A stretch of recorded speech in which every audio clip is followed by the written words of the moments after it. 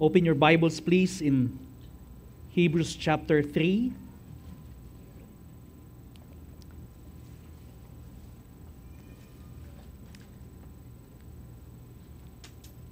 Again, if you don't have the physical Bible yet, you want to buy, meron po yung CSM, nandyan yung Christ Strengthening Ministry. You can buy the Bible, or pwede nyo pong i-order kung meron kayong gusto. Again, I suggest you buy the most expensive Bible you can afford. Okay? If that's 500, then buy the most expensive 500 you can afford. If it is 5,000, then buy the 5,000 you can afford. Amen?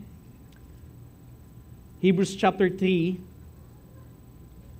verses 1 to 6. It says, "Therefore, holy brothers, you who share in a heavenly calling, consider Jesus." Sabihin nyo nga po yan.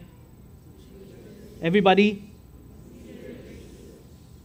"Consider Jesus, the apostle and the high priest of our confession, who was faithful to him who appointed him, just as Moses also was faithful in all God's house. For Jesus had been counted worthy of more glory than Moses, as much more glory as the builder of a house has more honor than the house itself. For every house is built by someone, but the builder of all things is God. Now Moses was faithful in all God's house as a servant, to testify to the things that were spoken later, but Christ is faithful over God's house as son. And we are his house, if indeed we hold fast to our confidence and our boasting in our hope." This is the word of the Lord. Before you take your seats, make sure na makilala nyo yung katabi nyo, may makilala kayong hindi nyo pa kakilala. Kamayan po ninyo, batiin lang ninyo.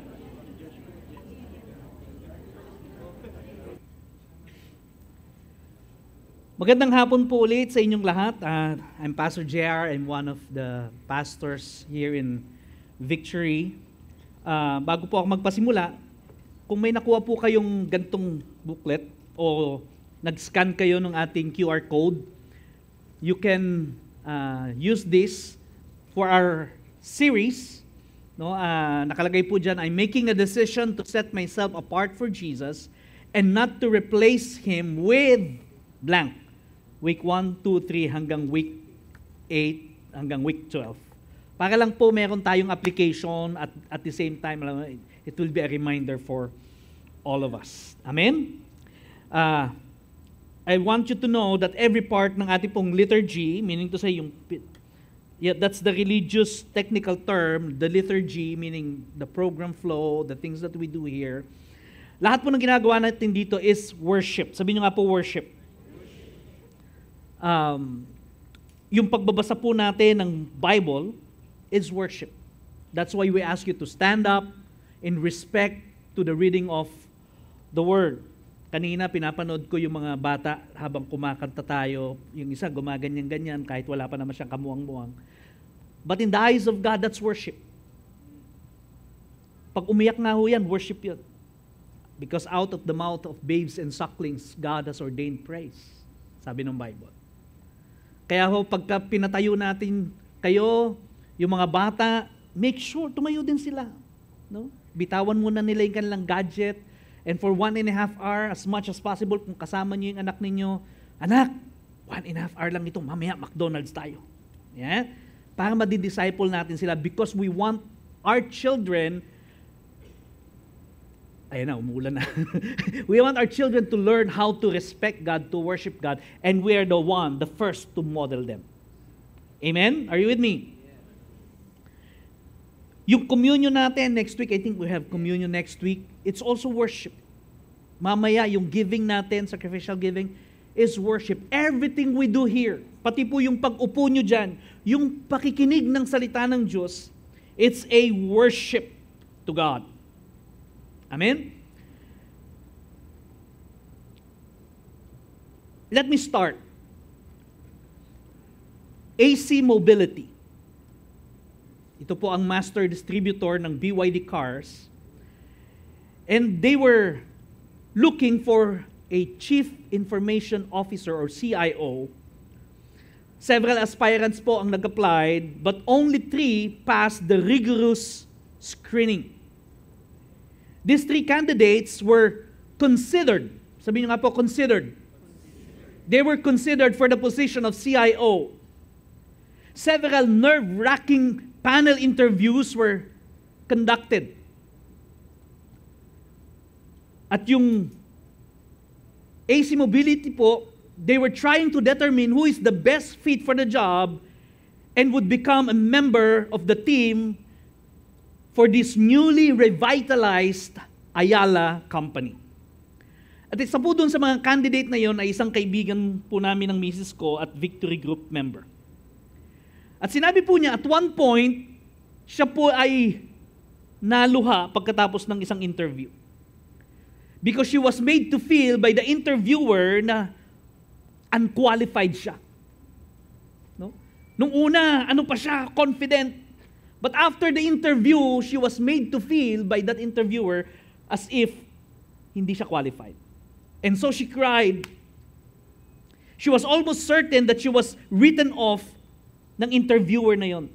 Particularly that interviewer kasi yun po ang pinakamalakas na boses doon sa CEO.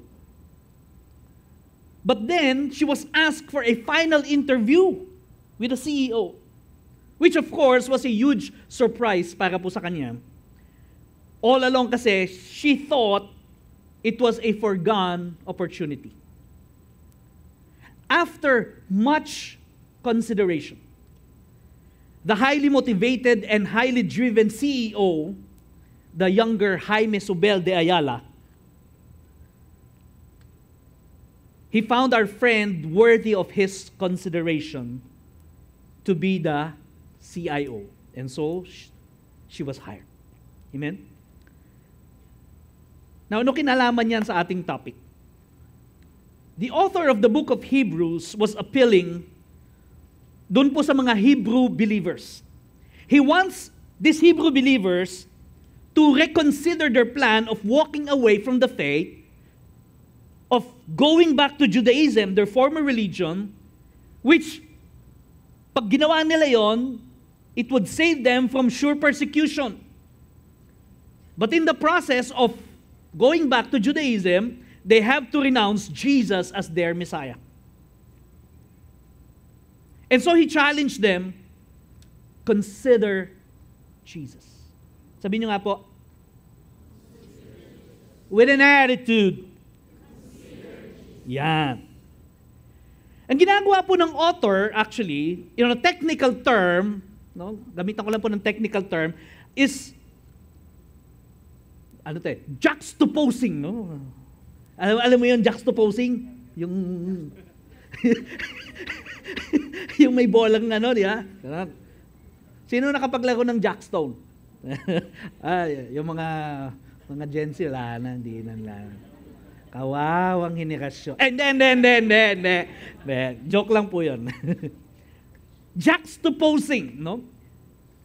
Setting Jesus side by side with the most significant people and elements of Judaism para po ma-compare ng author which is better. Who's better? Sa unang pong linggo, it was Jesus and the prophets of the Old Testament. Ang mga propeta po, they play significant roles in the history of Israel at dun po sa kanilang religion na Judaism. The likes of Samuel, who courageously anointed David to be king kahit alam niyang pwede siyang patayin ni Saul. Nathan, who fearlessly confronted the high and mighty King David para po dun sa kanyang pangangalunya at sa kanyang pagpatay kay Uriah na asawa ni Bathsheba. The 1-2 punch of Elijah and Elisha, the powerful Isaiah and Jeremiah, and marami pa pong iba. No? But the author said, Jesus is, better. Why? Sabi po sa Hebrews chapter 1 verse 3, ito po yung kanyang unang salvo. No? Pinag-aralan po natin ito. Sabi niya, Jesus, He is the radiance of the glory of God. Just like a sun ray to the sun. Okay? Pag nakita mo yung rays of the sun, alam mo may sun. Tama? Hindi ka naman pwedeng tumingin sa sun, mabubulag ka. But just to see the light of the sun, the rays of the sun, you know there's a sun. He is the radiance of the glory of God, the exact imprint of His nature, and He upholds the universe by the word of His power. Last week, it was the turn of the angels side by side with Jesus. Mga supernatural being po itong mga angels na ito. They minister to God, they minister to humans. Primarily, angels are messengers. Sabihin niyo nga po, messengers. No? Lalamove. No? They were messengers, but Jesus, mga kapatid, He's more than a messenger. He's actually the message. Jesus is the Messiah. This time around, this week, this Sunday, the author challenges them again. From verse 1 of chapter 3, it says, "Therefore, holy brothers," tingnan mo ngayon katabi mo, mukha bang holy? Pastor, mukhang brother lang. No. Kahit babae, mukhang brother. No. "Therefore, holy brothers, you who share in the heavenly calling," alam niyo ba yung katabi niyo, kasama nating nakikibahagi yan sa banal na pagkatawag ng Panginoon. Amen? Basta nasa church ka, kasama ka sa church, meron kang calling. Sabihin niyo nga sa katabi mo, may calling ka. Okay? Yan. "You who share in the heavenly calling, consider Jesus." He is challenging the believers to scrutinize Jesus. As if ilalagay mo si Jesus sa isang panel interview. Tingnan nga natin, talaga ba? Prophets versus Jesus. Angels versus Jesus. This time it's Moses and Jesus. Consider Jesus. He's asking them to take a closer look, an up close and personal, and compare Him to the most significant character of the Old Testament as far as Judaism is concerned and the Hebrew people are concerned. Balikan po natin, Hebrews chapter 3, verse 1 to 2. "Therefore, holy brothers, you who share in the heavenly calling, consider Jesus, the apostle and high priest of our confession, who was faithful to Him who appointed Him, just as Moses was also faithful in all God's house." So this time around, it's about Jesus and Moses. Sino ba itong si Moses na ito? Okay? Ano ba sinasabi ng Biblia patungkol kay Moses? Ano ba ang pagtingin o pagtaya ng mga Hebreo dito sa Moses na ito? Deuteronomy chapter 34, verse 10 to 12, just to give us an idea. Verse 10, "And there has not arisen a prophet since in Israel like Moses." Walang katulad niya, walang kawangis, walang katapat. Okay? "Whom the Lord knew face to face." Sabihin niyo nga po, face to face. Grabe, kilala si Moses face to face. Yeah? "None like him for all the signs, the wonders that the Lord sent him to do in the land of Egypt, to Pharaoh and to all his servants, and to all his land, and for all the mighty power and all the great deeds of terror that Moses did in the sight of all Israel. There has never been like him ever." Sabihin niyo nga po, ever. With an attitude. Parang wala naman eh. Parang talo si Pacquiao dun sa pagsasalita niyo eh. Tabla naman eh. Sabihin niyo, ever. Ayan. Numbers chapter 12, verse 3. "Now, the man Moses was very meek." Another term for meek, humble.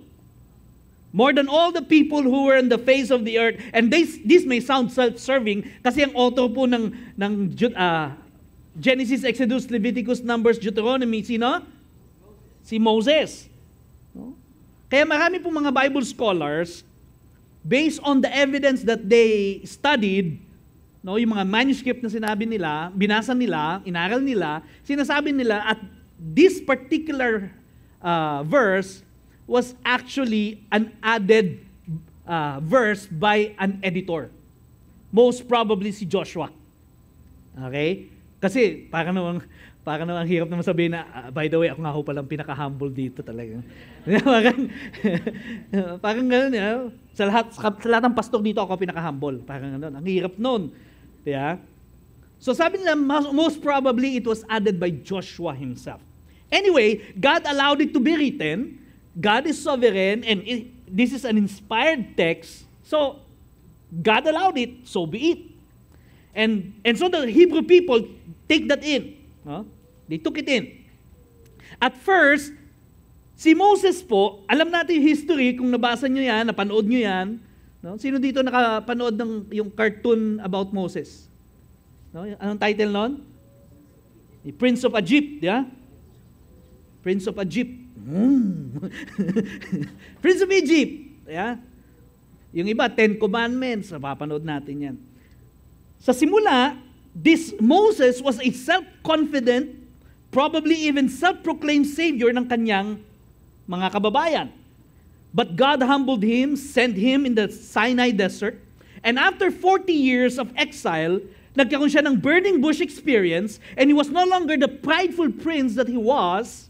Rather, he was somewhat shy, bashful, unsure of himself, reluctant, and yet by the grace of God, God sent Moses to Egypt. Sabihin nyo nga po, God sent Moses. And so Moses went and freed his people out of Egypt, out of slavery. Now, some of the most notable, most memorable, and kabogable miracles na ginawa ni Lord sa human history, ginawa po niya yan through Moses. Binanggit yan kanina sa Deuteronomy. The 10 plagues of Egypt, including the Passover or what we know as the death of the firstborn, kasama dyan. The pillar of clouds by day and the pillar of fire by night. The parting of the Red Sea and the crossing of the Red Sea. The water that gushed out of the rock. The bread from heaven called manna. And the numerous battles na kanila pong pinaglabanan kung saan naranasan pang huminto yung araw, kung di ako nagkakamali. Nandun pa rin nata si Moses, although si Joshua yun. No? Also, through Moses, the law, the Torah, or the 10 Commandments as we know it, ibinigay po ni Lord through Moses. The tabernacle was established through Moses. And many times, many ways, si Moses po, he represented the Israelites to God and God to the Israelites. Ang sabi po ng book of Hebrews, verse 2, Moses was also faithful in God's house. That's the description of Moses. Si Moses po ang most significant character sa Old Testament. More than Abraham, more than David. Si Abraham po is the father of the Hebrew nation, and David is the greatest king of Israel. Kapag binabanggit po ang mga king, laging karugtong either, and this king did what was right, just like his father David. Or the king did evil, unlike his father David. Laging ganon. But never silang umabot kay Moses in terms of significance. Okay? They take pride in Moses. Countless times po, si God, yung kanyang mga propeta, they would always refer back doon po sa Exodus story every time God would remind them of His faithfulness and of His covenant. Okay? Moses is the man. Ika nga. He's the man. And in the first 2 verses, makikita po natin kung paano yung author pine-present yung similarity ni Jesus at saka ni Moses. Tingnan po natin ulit ang verse 1 and verse 2. Therefore, holy brothers, you who share in the heavenly calling, consider Jesus, the apostle and high priest of our confession, who was faithful to him who appointed him, just like Moses also was faithful in all God's house. First, sabi po ng Bible that Jesus was the apostle and the high priest of our confession. Meaning, pag sinabi po confession, our faith. Okay? The faith that we profess, kaya sinabing confession. Apostle means sent. Sabi niyo nga po, sent. Apostolo. Pinapahayo. Kaya yung mga apostle, sila po yung pinahayo. Okay? Tinawag po si Jesus na apostle, just like Moses, that was sent by God. Nagets niyo po yon? Moses was sent by God. Jesus was called the one who was sent. Okay? High priest naman po represents God to man and man to God. Ginawa po yan ni Moses.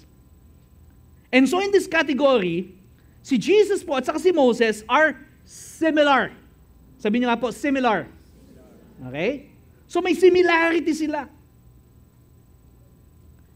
The author also tells us that Jesus was faithful just as Moses was faithful. But that's where the similarity ends. Okay? As significant and as important figure Moses was para sa mga Hebrew people, Moses fell short compared to Jesus. The author of the book of Hebrew, na hindi naman natin kilala kung sino talaga, hindi siya nagpakilala, sana nagpakilala na lang siya. He now claims that Jesus is way, way better than Moses, na gustong balikan ng mga tao doon sa kanilang dating religion na Judaism. Sabi niya, may Moses naman balik na lang tayo sa Judaism. Sabi niya, wait! Sabi niya, Jesus is better. No wonder he told them, consider Jesus. Consider Jesus. Basahin niyo yung resume niya. Tingnan niyo yung mga accomplishment niya. I-compare niyo yung dalawa. And then you can make a choice. Consider Jesus. Verse 3. For Jesus had been counted worthy of more glory. Say more glory. More glory than Moses, as much more glory as the builder of a house has more honor than the house itself. Jesus is counted or considered worthy of more glory than Moses, kung paano po ang isang architect ay mas dapat sikat, mas dapat pinaparangalan kaysa doon sa kanyang tinayong bahay or structure. Kasi yung structure naman hindi may tatayo kung walang architect. Tama? Walang nagdisenyo. Isa sa mga magagandang architecture natin dito ay yung CCP. Yeah? Sino ba nag-design nun? Manyosa ba yun? Hindi ko na matandaan. Yung Every Nation building po natin, sikat po ang nagdisenyo yun. Manyosa yun. No? So ang sikat talaga, yung architect rather than the building. Okay? And in this case, the author is saying that Moses is actually part of the house. He's not the builder of the house. He's not the architect of the house. He's not the contractor of the house. He's part of the house. And so the builder has to receive more glory than the house itself. Verse 4. For every house is built by someone, but the builder of all things is God. Now, this statement is an upfront, really, para sa mga Hebrew. Kasi kino-compare ng author si Jesus to the builder of the house. Tama? Hindi kayo naniniwala. Kalabitin mo katabi mo. Ay mga kapatid, gising ka pa ba? Kino-compare po ni Jesus, ng author, si Jesus, dun sa builder. And then he says that God is the builder of everything. Ibig sabihin nun, sinasabi niya, itong si Jesus, actually God talaga siya. God is the builder of the house. And again, he's re-emphasizing who Jesus really was. He is God, the radiance of God's glory, the exact imprint of the nature of God. Jesus is better than the most significant person in their life and in their history. Therefore, Jesus deserves more glory. Amen? More glory from those Hebrew believers. Kaya naman mga kapatid, we need to ascribe more glory to Jesus than anyone else. Amen? More than any pastor. And everybody say, Amen. More than any Bible teacher na kakilala nyo. Ang galing magturo talaga niyan. Pag yan nagtuturo, hindi ako nakakatulog. Grabe. Yeah? Lahat ng joke niya alam ko. Paglabas ko nga, joke lang natandaan ko. Galing-galing na talaga niya. We have to ascribe more glory to Jesus than to anyone else. More than any worship leader. Ay, pag yun talaga nag-worship lead, talagang bumababa ang langit. No? Ay, pag yung isa ewan ko. Dati o dun sa isang church na pinanggalingan ko, hindi pastor ang pinagpipilian. Worship leader. Kapag ikaw yung tipo ng medyo silent night, yung silent night, yung gusto mo yun, God will make a way. Yeah. Pipilian nila yung isa, yung lalaki. Pag ikaw naman yung tipo ng joy to the world, ay, talagang talagang, doon ka doon sa isa, sa babae. Yung pinagpipilian. Kaya pagka magsiservice, sino pong worship leader? Hindi yun sino yung pastor. Wala silang pakialam kung sino magtuturo.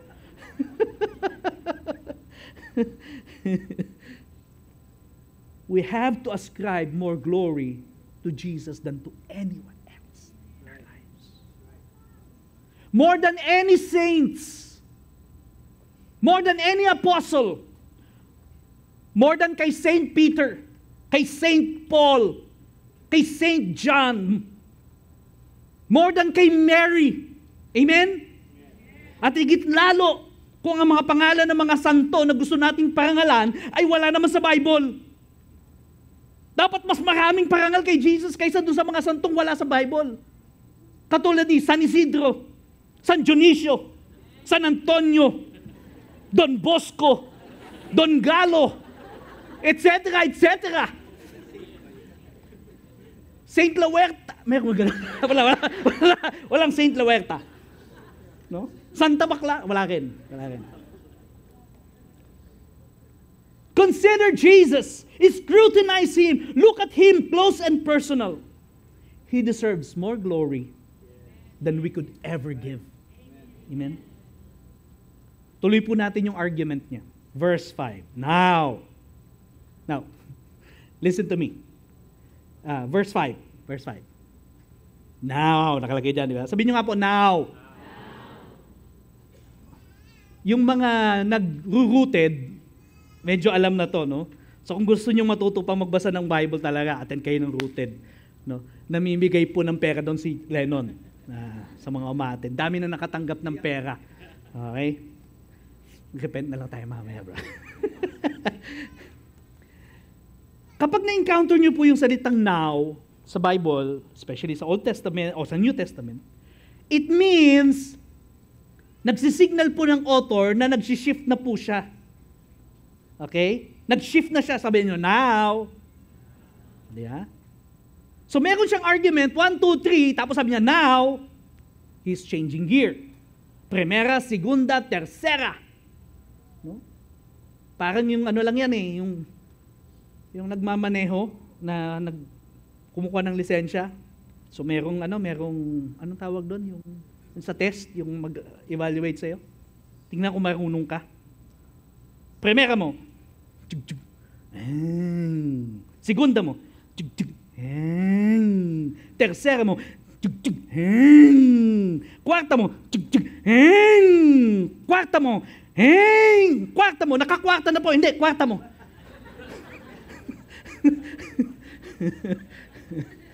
Nag-change gear na eh. Okay na yun, kwarta na lang. Huwag ko kayo magbibigay ng kwarta, ha? Makakakuha din kayo lisensya. Anyway, Balikan natin yung verse na yan, 5 and 6. Now Moses was faithful in all God's house as a servant to testify to the things that were to be spoken later, but Christ is faithful over God's house. Nakita niyo yung but? It's a contrast. Sabi niya, Moses was faithful as a servant, but Christ is faithful over God's house as a son, and we are His house. If indeed we hold fast our confidence and our boasting in our hope. Sinasabi po ng author, Moses was faithful. Okay? I don't mean to put down Moses. No. Inilalagay nga natin siya sa pedestal. Kakaiba po ang significance ni Moses. No doubt about it. Meron lang po siyang isang pagkakamali actually. Naalala niyo kung ano yung pagkakamali niya? Hindi niya na. Sabi po ni Lord, kasi nung una sabi niya, you speak to the rock and the rock will gush out with water. So, nagsalita siya, sabi niya, rock, let water comes out. Labas po. Tapos, sumunod, after a while, nagreklamo na naman yung mga tao. Ay, hindi, sabi pala, pukpuk. Tama ba? Una, pukpukin. Sabi niya, pukpukin mo. Lalabas yung, yung tubig. Pinukpok niya. Yung pangalawan, sabi ni Lord, this time, magsalita ka lang. Sa sobrang galit ni Moses, sa titigas ng ulo ng mga Israelita, no? Ang titigas kasi ng ulo, salita siya ng salita, nagtitiks. Ayaw makinig. Kaya pag naiintindihan niyo yung sinabi ko, ano daw? Ano sabi niya? Tigas ng ulo talaga. Pero sila yon, hindi, wala dito nun.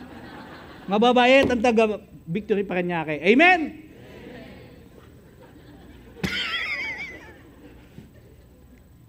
Anong ginawa niya? Salit na magsalita, pinukpok niya. May kasama pang sermon. Sabi ni Lord, you misrepresented me to the people. And for that, you will not be able to go back, to go in to the promised land. So far, yun lang naman ang pagkakamali niya.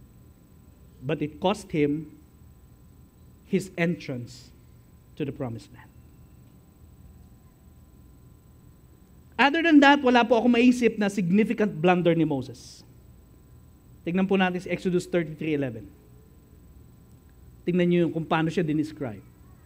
Thus the Lord used to speak to Moses face to face as a man speaks to his friend. Hindi po ito literal, mga kapatid. Okay? Wala pong mukha si Lord. Spirito po siya. At kung sakali man meron, ang sabi ni Lord, hindi mo pwedeng makita ang mukha ko dahil ikay mamamatay. Okay? Iyan po isang figure of speech. Anong tawag sa figure of speech na yan? Ang tawag po dyan is anthropomorphism.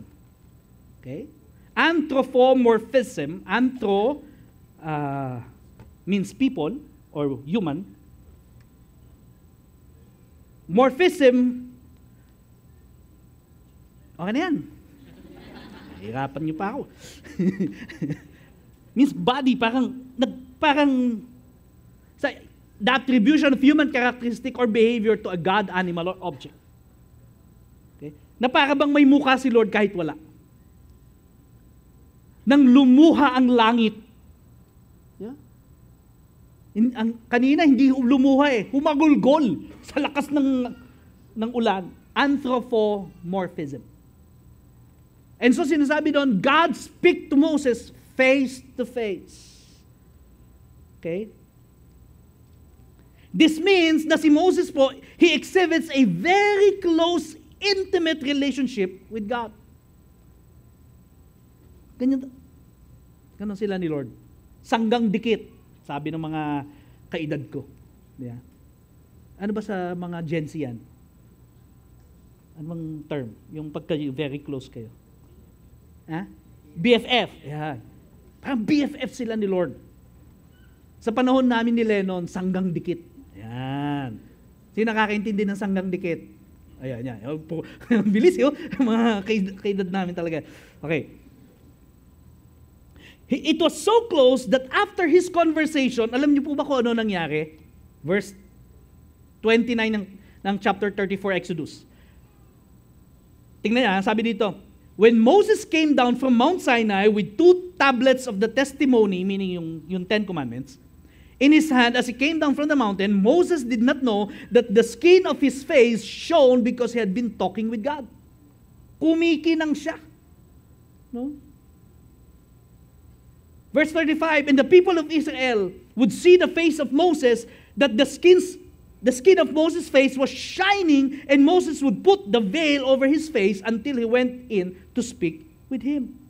Dahil po sa close proximity niya kay God, intimate relationship kay Lord, the glory of God was rubbed, naipahid, naanggian si Moses nung kaluwalhatian ng Panginoon. And he shines like a diamond in the sky. Shine bright like a diamond. Yeah. Yan po si Moses, mga kapatid, servant of God. But Jesus was not a servant. He was faithful as a son. Hindi lang siya naanggian ng kaluwalhatian. Hindi lang siya na bahaginan ng kaluwalhatian. He exudes the glory of God. He is the radiance of God's glory. The exact imprint of His nature. Puntahan natin yung verse 30 saka 33 ng Exodus 34. Aaron and all the people of Israel saw Moses, and behold, the skin of his face shone, and they were afraid to come near him. Si Moses, hindi na kailangan magpa-derma talaga. No? Talagang, hindi kailangan ng diamond peel. Okay? Hindi kailangan ng foundation. Makinis na. No? Hindi kailangan ng 1 shade darker, 2 shades lighter. No? Sabi ng babae, wow, si Pastor, alam yun. Okay. Verse 33, and when Moses had finished speaking with them, he put a veil over his face. Yun po yung effect nung close proximity ni Moses kay Lord. Yung mga tao po, natatakot. Kaya nagve-veil si Moses. Hindi nila makausap si Moses, hindi sila makalapit kay Moses kasi nasisilaw sila. So kailangan niyang magtakip ng mukha. Yun po ang epekto. Natatakot sila kay God. Natatakot sila kay Moses. Nasisilaw sila. The Apostle Paul alluded to this and made a comparison sa 2 Corinthians chapter 3, verse 12 to 18. Medyo mahaba-haba po ng konti, pero kailangan po nating basahin. Verse 12. Since we have such a hope, we are very bold. Not like Moses, who would put a veil over his face so that the Israelites might not gaze at the outcome of what was being brought to an end. But their minds were hardened. Sabi nyo nga po, their minds were hardened. Okay. Sa Hebrew po, warning na to ng author. Si Paul, sinasabing na harden yung hearts ng mga Hebrew people. But their minds were hardened, for to this day, when they read the Old Covenant, meaning the Old Testament, the Torah, that same veil remains unlifted, because only through Christ it is taken away. Yes, to this day, whenever Moses is read, meaning to say whenever the Old Testament is read, or the Torah is read, a veil lies over their hearts. But when one turns to the Lord, the veil is removed. That's the difference. Pag kay Moses, na natatabingan yung kanilang puso, yung mukha nila, tumitigas ang puso nila. Pero pagka kay Jesus ka tumingin, the veil is removed. Verse 17, now the Lord is the Spirit, and where the Spirit of the Lord is, there is freedom. And we all, with unveiled face, beholding the glory of the Lord, are being transformed into the same image from one degree of glory to another. For this comes from the Lord, who is the Spirit. Mga kapatid, kay Kristo Jesus, we are being transformed. In Christ, we are set free. Free from the fear. Free from the fear. Free to gaze upon the glory of God. Hindi tayo natatakot lumapit sa Diyos. Yeah? We are not ashamed to come to God kahit during worship service. Di ba?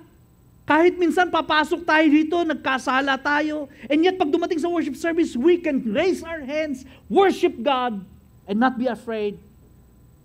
All we need to do is to repent of our sin. Anong sabi ni Lord? Sabi niya, as far as the east is from the west, so far have I removed your sins, your transgressions from you. Just confess your sins. He is just and faithful to forgive you and cleanse you from all unrighteousness. And then you can come to God and gaze on His glory. Amen? We are free to come to God. Hindi tulad ng mga Hebrew people, pag kay Moses, takot silang lumapit. Yeah?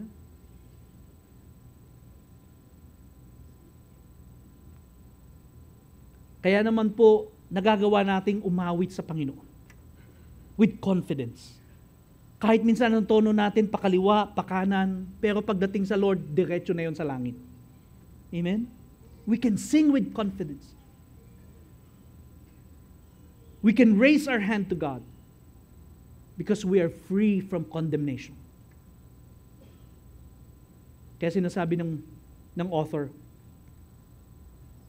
with all that in consideration, why walk away? Why drift away from the faith? Why settle for anything or anyone rather than Christ? Bakit ka pa magbabackslide? Tingnan mo yung katabi mo. Sabi mo, hindi ikaw yun. Why will you even consider going back to your old self or to your old religion? Our loyalty is in Christ alone. Bakit? Because He is the mediator, the high priest. He is the builder of the church and the glorious Son of God, who deserves more glory than anyone else in our lives. At kapag tumigas po ang puso natin, mga kapatid, tingin kayo mabuti, makinig kayo mabuti. Kung sakaling dumating ang punto, tumitigas na ang puso natin, ayaw na natin makinig sa Panginoon, kahit sa preaching, tinutulugan mo na. Mayroon pong stern warning si Lord. Sabi ng author sa verse 6, and we are His house. If, okay, yung salitang if is a conditional word. If we hold fast our confidence in our boasting in our hope. Sabi niya, kung kakapit tayo dun sa pananampalataya natin, kung mananatili tayo, kung magpapatuloy tayo, yeah, bahagi tayo ng kanyang iglesia, ng kanyang simbahan. Kung ano?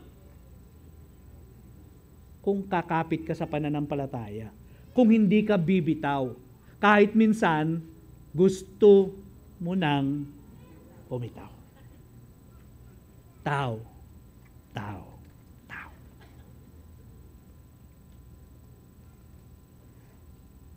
That's the condition. And to let go and to walk away, sabi ko nga last week, meron niyang eternal repercussion. Kaya binibigyan niya tayo ng warning. Ano condition? You hold fast to the confession of our faith. Hindi yung faithful attendance. Okay? Are you with me? Yung iba ho, wala dito. Hindi ko alam kung bakit. Malungkot ba sila dahil tabla? Ayaw kang mag-attend church, tabla eh. Or baka naman umulan.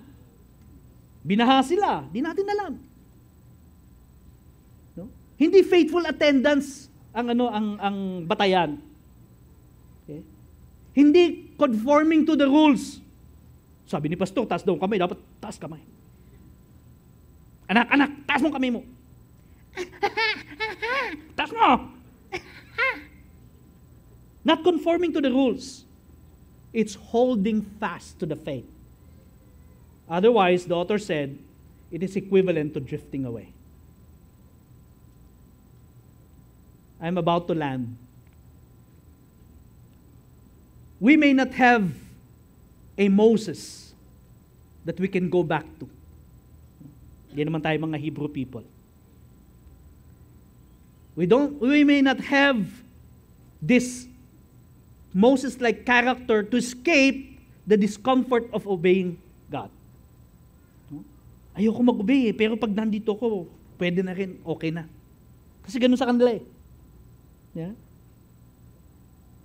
Pag nag-obey sila kay Lord, natili sila, yung discomfort of persecution mananatili. Sabi niya, pero pag na kay Moses tayo, balik na tayo Judaism, mawawala yung discomfort. Hindi tayo ganun. Wala tayong Moses. But sometimes, we make an alternative Moses out of something or someone. Halimbawa. Okay? Bubusin na lang po ako. Beep, beep. Okay? Bato-bato sa langit, tamaan may bukol. For example, sino tong possible na ina-alternative mo kay Moses? Ito yung favorite pastor mo o kaya preacher. Yeah? Or spiritual leader. Yeah? Alam niyo po, kinig sa akin, marami pong instances na encounter po namin, mga tao pong lumalapit sa amin, galing po ng ibang church. Ako po, galing ako ng ibang church. Alright? So alam ko po ang sinasabi ko. I came from another church. I am not an original Victory. They've been abused, manipulated, hurt to the core. Pero hindi pa rin sila mag-walk away dun sa church na yan. Ewan ko kung napanood nyo sa YouTube, merong pastor, hinihiya yung kanyang mga miyembro kasi hindi nagtatights. Binabanggit yung pangalan, ikaw ganito, meron ka pa man ding business, di ka nagtatights. I mean, ayaw pa rin umalis sa church. Bakit? Kasi yung loyalty nila nando sa pastor. Kahit minamanipulate na sila, higit lalo mali na ang theology kasi loyal sa pastor. Sa halip ng loyalty kay Lord, doon sa pastor. Kahit na sakit na yung mga anak, hurt na sila, hindi anak, dito tayo pinanganak, dito na tayo mamamatay.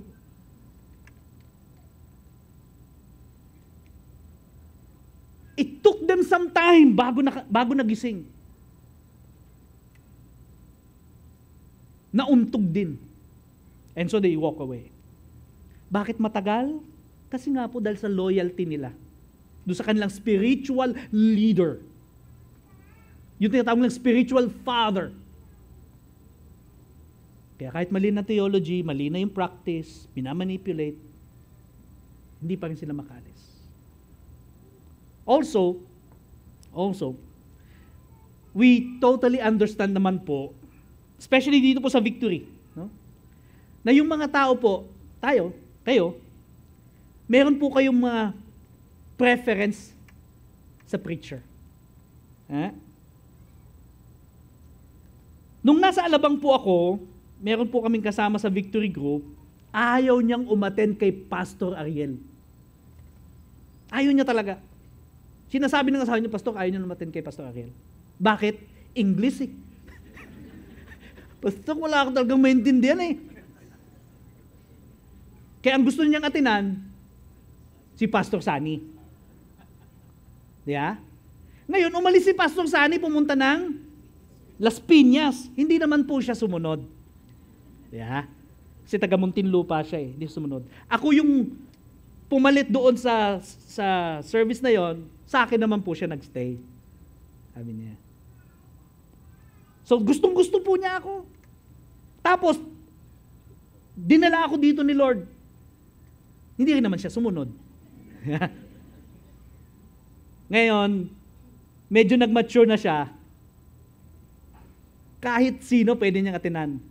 Huwag lang English. May preference. Okay?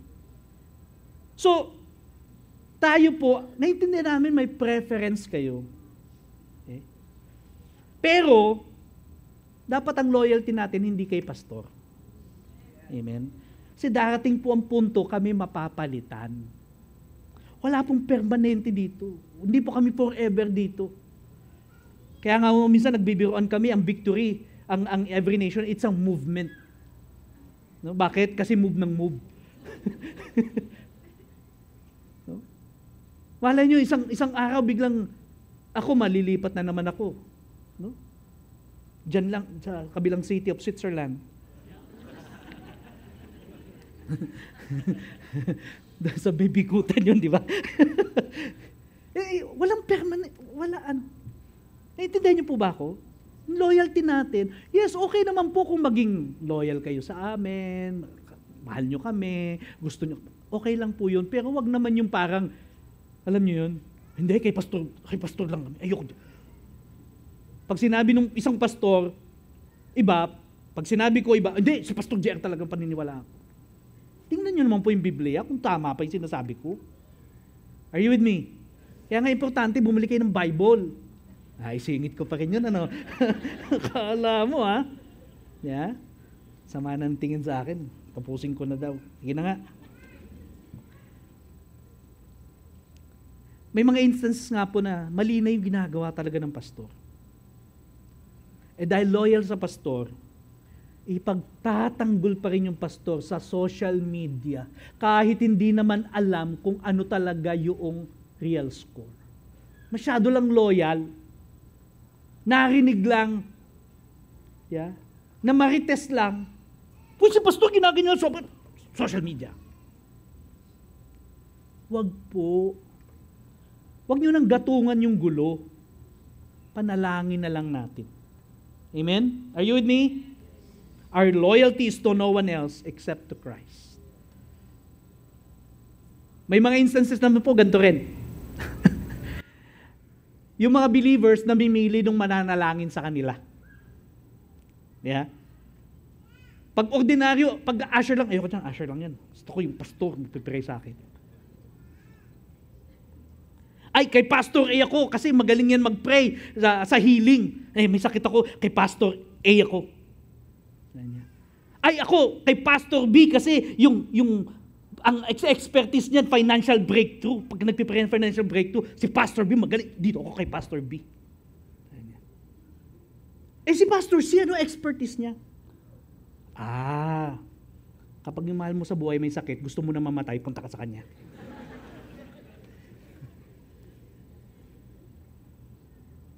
Ito, no joke po ito, no joke. Nakailang prayer na po ako, pag tinanong ko, medyo talagang, alam niyo yon, yung talagang isang bulati na lang hindi nakapirma, sabi nga nila. Tatanungin ko yung mga kamag-anak, ano po ba yung nasa puso ninyo? Ano po ba yung nasa isip? Ano po bang gusto niyo mangyari? Pastor, naawa na po kami sa tatay namin. Gusto po namin, umuwi na talaga siya, magpahinga na siya. No joke. Okay.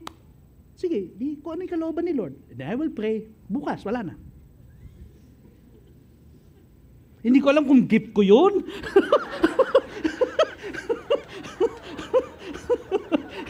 Kaya mag-ingat kayo magpapapray sa akin. Sasabihin niyo si Pastor, ako si Pastor C.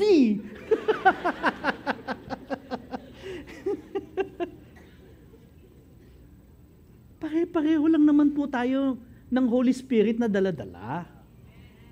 Yeah. Huwag na po kayong mamimili. Nakita ko po yan first hand eh. Lalo yung may pila sa pastor, talagang paano pila? Sabi niya, dito po mayroon pang, ayoko dyan dito. Kay Jesus lang tayo titingin. Amen. Si Jesus lang ang focus natin. Ano sabi ng Hebrews chapter 12 verse 2? Ito yung isa sa mga conclusion ng author. Sabi niya, looking to Jesus, the founder and the perfecter of our faith.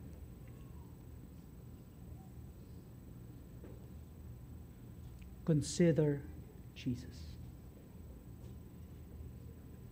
Give Him all the glory. Amen? I would like to call our worship team. Tell Him, Lord, you are worthy of honor and glory. Not just tell Him, live to give Him glory. Live to honor Him. Kahit nasan man po tayo, ano man po yung ginagawa natin, consider Jesus, Lord, maluluwalhati ba kita dito sa gagawin kong ito? Mga kalalakihan, mga binata, may nakilala kayong dalaga. Lord, yung treatment ko ba sa dalagang ito, maluluwalhati ka o popogi lang ako sa tingin niya? Honor God. Naging binata din po ako. May danger po yung mag-defraud. Alam niyo defrauding? Yung paasa. Napatingin lang ako sa iyo. Hindi ko napatingin lang ako. Baka sabihin mo, pinagbibintangan kita. Di ba? Palagay mo, maluluwalhati si Lord. Give Him the glory. At hindi yan exclusive sa mga lalaki. May mga babae din, paasa din. Feeling pa cute niya. Glorify God. God deserves it. Nasa opisina ka. Di ba? Minsan ang focus natin doon sa supervisor natin. Bakit? Kasi ano magbibigay ng promotion sa akin. Kaya kahit ano sabihin niya, sunod ka lang ng sunod. Promotion does not come from the east nor from the west, but it comes from the Lord. Just glorify God. Kahit minsan mahirap, kahit minsan persecuted ka, pag di mo ginawa yan, wala kang promotion. So what? Promotion ko galing kay Lord.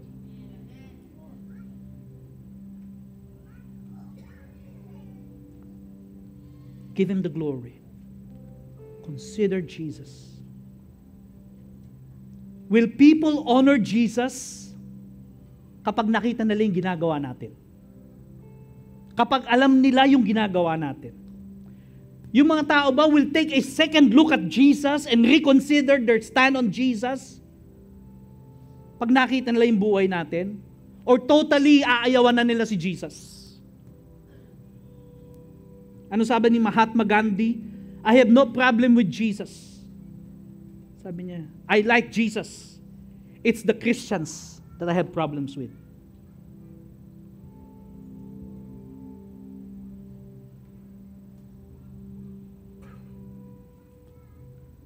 Will they take a second look at Jesus pag nakita nila how we do with our marriage, how we conduct our parenting, yung work ethics natin? Amen? Consider Jesus and give Him the glory. Live to honor Him. Live to worship Him. Amen? Just like what I've said a while ago at the onset of this service, lahat po ng ginagawa natin dito is worship to the Lord. The truth is, bawat hininga natin, bawat kilos natin, pwedeng maging worship kay God. Pwedeng magbigay kaluwalhatian sa Panginoon. Ano sabi ni Paul? Whether you eat or you drink. The most mundane thing to do. Sabi niya, whether you eat or you drink, do it all for the glory of God.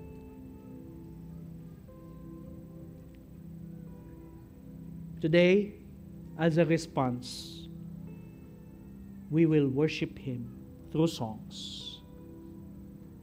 And as we do, let our hearts glorify God. Sabihin natin, Lord, my loyalty is with you alone. Amen? Then after that, Conrad will come and we will continue to worship God through our giving. Amen? And by the end, we will send you as part of worship. Because in this place, in God, everything is worship. Hindi natin pinaghihiwala yung ito pang trabaho, ito pang church, ito pang work. Mekos-mekos lahat yan. Kay Lord, it's either worship or not. Ganun lang yun. Let's all stand up right now.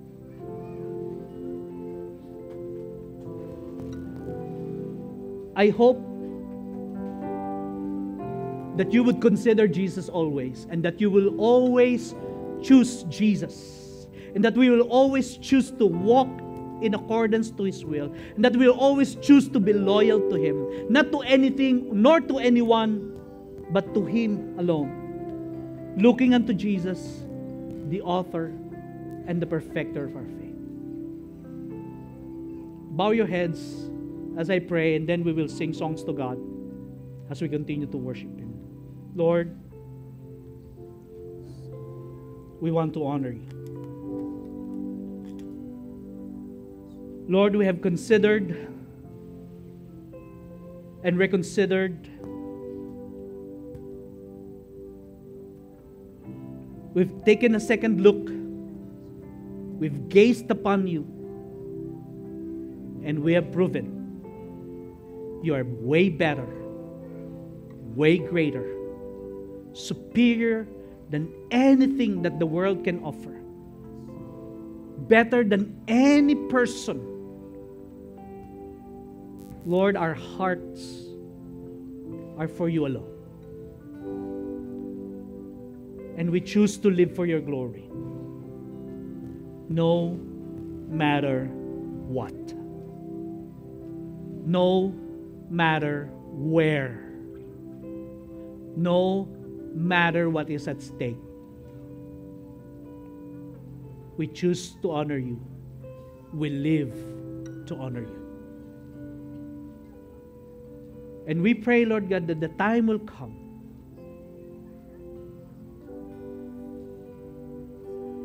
Lord, that when you have considered us,